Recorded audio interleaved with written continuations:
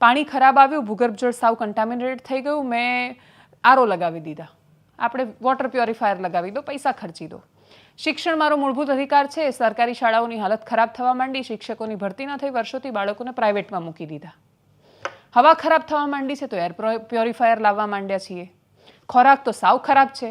હજી એની એક અવસ્થા પર પહોંચીશું ત્યાં સુધીમાં એનો કોઈક રસ્તો કાઢીશું.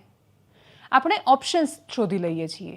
પેલી દેડકાવાળી જે વાત છે ને, વાર્તા વારંવાર કહેવાય કે એક દેડકાને એકદમ ગરમ પાણીમાં નાખશો તો તરત ઉછળીને બહાર જશે, પણ એને મારવું હોય તો તમે એને ધીરે ધીરે એ પાણીને ગરમ કરો, એટલે છેક સુધી પાણીના ટેમ્પરેચર સાથે પોતાના શરીરનું તાપમાન એડજસ્ટ કરતો થાય, અને જ્યારે એને એવું લાગે કે હવે સહન નહીં કરી શકે ત્યારે એનામાં એટલી તાકાત જ ન બચી હોય કે કૂદીને બહાર નીકળી શકે. આપણે પ્રદૂષણની વાતમાં એ એડજસ્ટ કરતો દેડકો છીએ કે આપણે જ્યાં સુધી 600-700 AQI પર નહીં પહોંચીએ, જ્યાં સુધી બાળકને ઘરની બહાર મોકલવું શક્ય જ નહીં બને, જ્યાં સુધી એર પ્યોરિફાયર કામ કરવાના બંધ નહીં કરી દે, ત્યાં સુધી પ્રદૂષણને આપણે ગંભીરતાથી નહીં લઈએ. એટલે જે પણ, અને બીજું આ પ્રદૂષણ એટલી ગંભીર વસ્તુ છે કે કોઈ પણ રાજનેતાને જો એવું લાગતું હોય કે એ પોલિટિક્સ કરીને એનાથી બચી જશે, જો એ અમદાવાદની હવાને આજે નહીં બચાવે તો 10 વર્ષ પછી એમના બાળકો એનો ભોગ બનવાના છે.